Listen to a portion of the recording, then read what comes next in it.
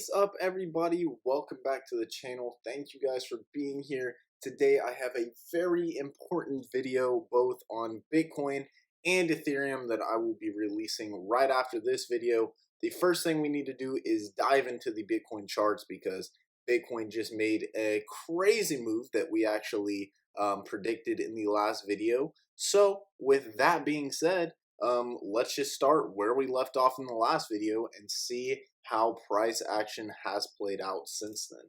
Well, I think the breakout's coming very soon between these levels to where we either create a higher high and continue higher, or we create a lower low and continue lower. And currently, we could say whenever we candle close, let's call it below 10,350, we'll make this red so that we know we're going down. If we break this level and to the upside, let's just call it that 10.8. If we can close above this 10,800 level and make it green, then we're going a lot higher. So Alright guys, so as you can see from that video, I was calling for us to either break the 10,350 level, which was about right here, and go a lot lower, or to have a daily candle close above the $10,800 level that I now have outlined in green here and go a lot higher. And as you guys can see, exactly what happened. We closed this candle on October 8th of 2020 above that 10,008 level, and we had 4 more daily green candles moving us all the way up to around $11,750. All right, so now what I want to do is actually pull up on the screen what I sent to one of my investors. Right here, I was still bearish at the current time. I thought the breakdown was more likely than the breakout until we closed this daily candle above 10,800, which is when I flipped my bias back to the bullish side. And again, me talking about being bearish is only talking about being bearish in the short term. For the long term, I'm bullish on Bitcoin and all cryptocurrencies, but the market moves up and down all the time. So being bearish at certain times, whenever there's a high likelihood of the market going down, is an extremely profitable thing to do. So, but just keep in mind, guys, whenever I say that, whenever I say I'm bearish, that usually only indicates for the short term, because long term I'm bullish on Bitcoin again and all cryptocurrencies. So at this time, I was telling him that I was still bearish and that he could watch my video, which was actually my previous video, and we talked about this pump that did happen. We had this pump right after I called it out, and then I said only if we close above the dotted trend line. Now, if you remember, this was from the pattern that I had in the last video where we pointed out this triangle and we had this dotted trend line of resistance right here. And I said if we only close the daily above this dotted trend line and hold it as support around 10,750 to 10,800, then we could have one last push up on the higher time frames, which would bring us to the perfect shorting zone, which I think we might have actually entered, unless we create one more push to the upside, which could be some sort of like Elliott wave pattern formation that I will point out for you guys. So the first thing I want to start off is the bullish case scenario for Bitcoin, and then we'll go into the bearish case scenario. So the first thing, let's zoom in on the 4-hour and actually see what happened. So as you can see, we had this candle and the daily candle. If I go back to the 1 day just real fast to show you guys, you can see how we closed above this dotted trend line, just how I was calling. And to hold it as support, you can see that we only had wicks down kind of into that area around 10,850 before moving higher. And then again, right here on the daily time frame, what I was saying is it looks like we aren't going to have a bearish daily close. And this is when I actually flipped my bias to the bullish side before we had a, let's see what this was, about a 8 to 9% pump to the upside. And I said we are still below our resistance range from 11,001 to 11,002, which at the current time, now you guys can clearly see that we've broken above that level. But at the current time, remember, it was our old support flipped into new resistance as we talked about. And now, look, you can already see we had a wick down to that level and have still closed higher. So right now it is acting as support yet again, which could give us the indication that we might have one more rally to the upside. All right, and again, let's look on the 4 hour and see what happened on this lower time frame. You can see at first, whenever we broke above and consolidated, I was pointing out how we had this resistance range at 11,100 to 11,200, which is where we topped out here and was our previous liquidity zone for support, all right here. And you can see we pumped up right into that box, got rejected for about 3 4 hour candles before finally we broke above. And then look, we came down, we retested it, and so far have confirmed it as support on the 4 hour and have pushed higher. All right, guys, and one other thing that I want to point out on the weekly time frame is how I was calling the weekly candle close that we had on Sunday below 11,550. I said there could definitely still be more downside because we've only closed 12 weekly candles above 11,550 in all of Bitcoin's history. And also, you can see this kind of symmetrical triangle forming with these black trend lines. And this top trend line is around 12,000.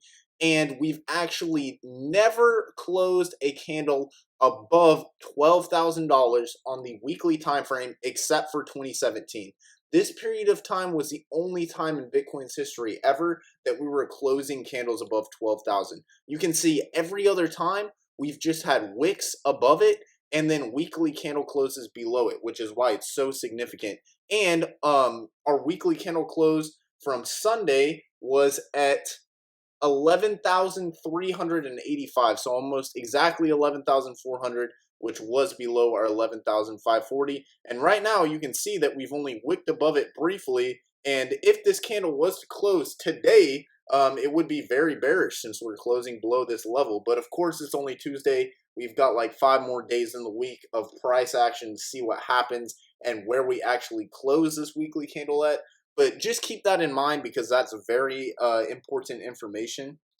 And so now with the weekly perspective being shown, let's zoom back into the daily and actually see the price targets that we may be looking to see Bitcoin either go up to or down to. And I want to begin with the bullish scenario because again, we've just had this push to the upside. Momentum is starting to switch. The RSI is the only thing that's kind of scary, and I will get into that in just a moment. But yeah, let's begin with the fibs here on the daily time frame and see what we're looking at. Okay, the first thing is look at where our 618 is. It's right around the 10,800. So because it was that old resistance, and just like in the previous video, how I stated, if we closed a daily candle above it, then we'd go bullish, and we had 4 more bullish green daily candles close after we closed above that level. So if we come back down and retest this 10,800 as support, it would also be retesting our downward sloping trend line here, confirming it as old resistance right here into new support and moving a lot higher. Also, the 0.5 could flip into new resistance because we know this 11,100, just like in all my other videos, I've been calling this as a very significant level, could be flipping into new support, just like how we've seen on one of these 4 hour candles. We actually got rejected with all the candle bodies you can see right here at the 0.382. I mean, all of them closed below this level. We wicked all the way down to our 0.5, pretty much confirming it as new support at the current moment. And then we went all the way higher before we wicked up to our 236 as resistance. And currently we've been trying to hold our 0.382 as new support. All right, and now let's consider the possibility for a bullish scenario as the $10,800 level or the $11,100 level potentially holding as new support. If you want to draw this on your chart, I would draw it between 11,001 and really 10,750. You could call it, and we'll make this box green as a potential support box. If we do flip this old resistance range into new support, then this could be very bullish, because what I do see kind of forming is this thing could potentially have a long-term Elliott wave pattern kind of forming, where that high would be our A, we'd have our B retracement, go up to C, have our D retracement, and then finally make the E move all the way higher to finish our Elliott wave pattern. And where would that E bring us to? Right around 13,200, which is also a very key level that I stated in my last Bitcoin technical analysis video, which I'll show you guys right now. Take this from top to bottom and then put it at our breakout point and see what that would lead us up to. And it's probably going to be 13,100. Yep, right there around 13,200. If we had a measured move price target, which would bring us around the bottom of the 13.5 level. So 13.1, 13.2 could be a key level as well. And the reason I say that is because if we just go from the wick, the last wick that we had here, look, our measured move price target would touch that exactly. You can see how we wicked up to this level here before having the huge downtrend all the way to $3,800 and then rallying up again. So this level could play some major confluence too on the way up. And also, why would 13,200 potentially be our next macro shorting zone, as well as could be a potential top? Well, we can see this level is very key also from one of our major trend lines that we formed all the way back here. And now I made this a purple color so it's a bit easier to see, as well as I want to outline with some arrows also the resistance levels that we've had here. So the first one was right here, and then we had this slight fake out to $10,000 before we fell down to our trend line right here. And then look, we had our next touch, two more touches right here, almost a third touch all along this trend line as resistance. We sold off again with these two candles right here, all candle closing below this level. We had another candle close below it here. We had the wick higher, but the candle close below it here. And then we pretty much had the candle closes right at this trend line here. And again, if I was to extend this out, let me take our arrow tool off. And if I was to extend this out, and if we look at where that price level is, let me just go ahead and zoom out so we can see this a bit more clear. If we were to make that final Elliott wave pattern, and let's just draw it again so we can see it on a macro kind of level, A, B, C, D, and then finally our E move would bring us right here. And this would really, depending on what time frame you're looking at, would range anywhere between the 13,200 or 13,100, let's call it, all the way to our 13,900 price level. So just to kind of outline that for you guys, we're gonna draw it about like this, and you can see all the resistance we've had at this current level, which would be another perfect rejection zone with this Elliott wave pattern. It was our top back in June of 2019. We tested the bottom of it exactly at 13,174 was the high, so exactly at the bottom of our box. And so coming up to this level again, this could be our potential rejection zone with our long-term trend line right here, as well as our Elliott wave pattern right here forming out. But again, guys, even if we were to do this on a weekly perspective, even if we got up into this range again, if we still had a candle close either below the $12,000 level, the 11.5, if we can't close above 11,500 or 12,000 on a weekly candle, even if we wicked all the way up into this 13,000, $14,000 price range, then that would be extremely bearish and would most likely lead us all the way back to our lower trend line here. So the next thing I want to do is come back to this trend, if this is our rejection point right here, as well as I want to look at a few of the RSI levels before we end the video today. And the first thing you can see, we've had this long-term trend line here too, where it's been resistance, flipped into support right here, back tested into resistance again. This was the breakout confirmation that brought us up to 12,500. We broke back below it, found support along this trend line, which again, if I was to even extend this trend line, you can kind of see that if I would move it like this, You can see it was also our old support over here that we found support again at. And currently, this line is being back tested as resistance and was back tested again as resistance. And it looks like we're either forming some kind of ascending wedge or a rising wedge, which could be a bearish pattern with prices continuing higher and us still creating lower highs before we do have the drop. And we really need to look at RSI, because the first thing that we could see in RSI is there's a lot of bearish divergences forming. And I was actually calling this with some of my investors, which I will pull up on the screen for you guys very shortly. But let me outline this. The first bearish divergence we saw on the daily time frame was right here.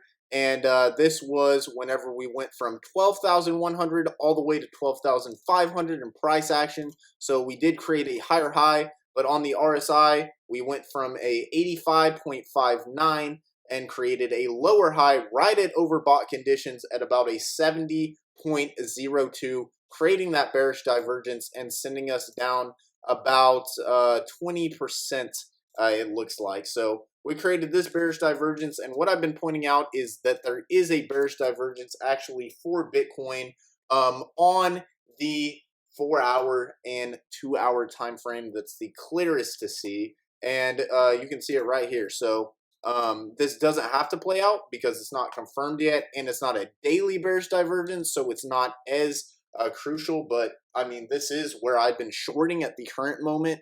I already outlined the bullish case scenario for you guys, which could likely move us into the 13,000 price dollar level with certain candle confirmation closes. But right now, the bearish scenario still looks a lot more likely. And you can see we created a higher high in price action, but which we went from, let's see, about 11,400 all the way to about 11,700.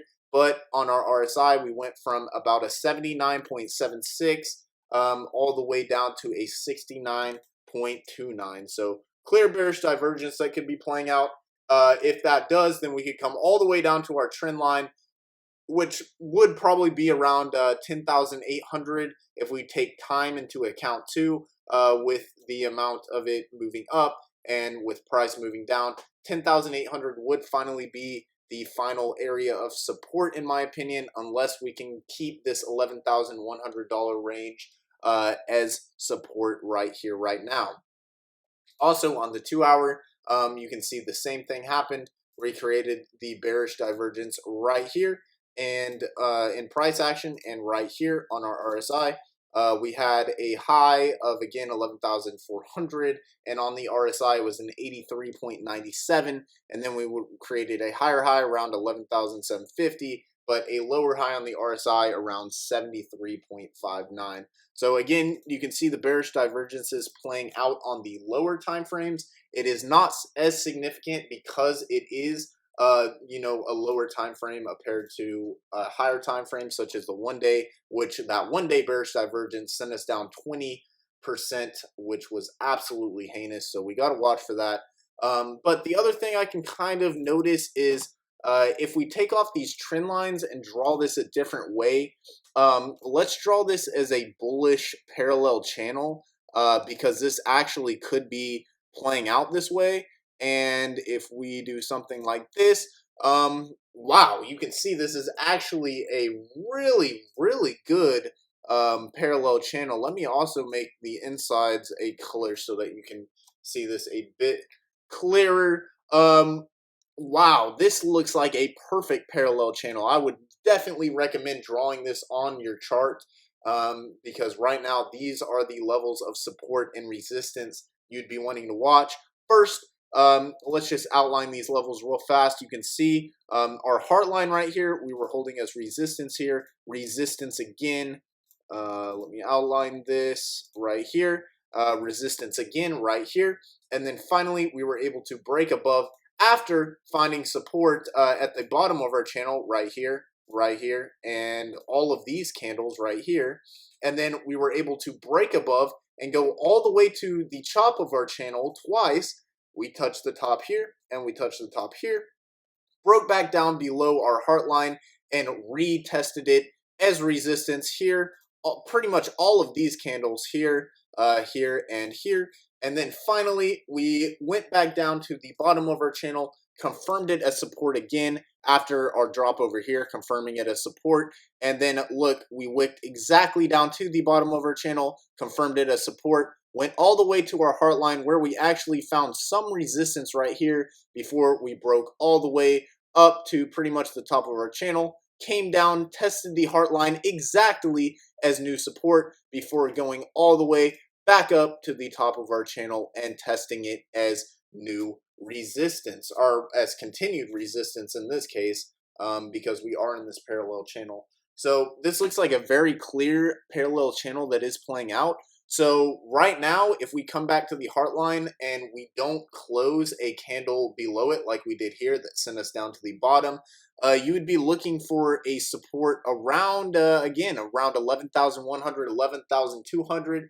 As long as we can remain the candle bodies on the 4-hour above this level, then it definitely could continue higher. If we close a 4-hour candle below this level, then we'd be looking to come down to the bottom of our channel, which, wow, coincidentally ranges exactly at 10,700 to about the $10,800 level. So keep your eyes on this. With that being said, I'm going to make the Ethereum video for you guys because it's just as important, and I've been making some insane predictions for Ethereum that have been playing out so perfectly, and I want to outline that for you guys. So without any further ado, I will see you guys in the next Ethereum video.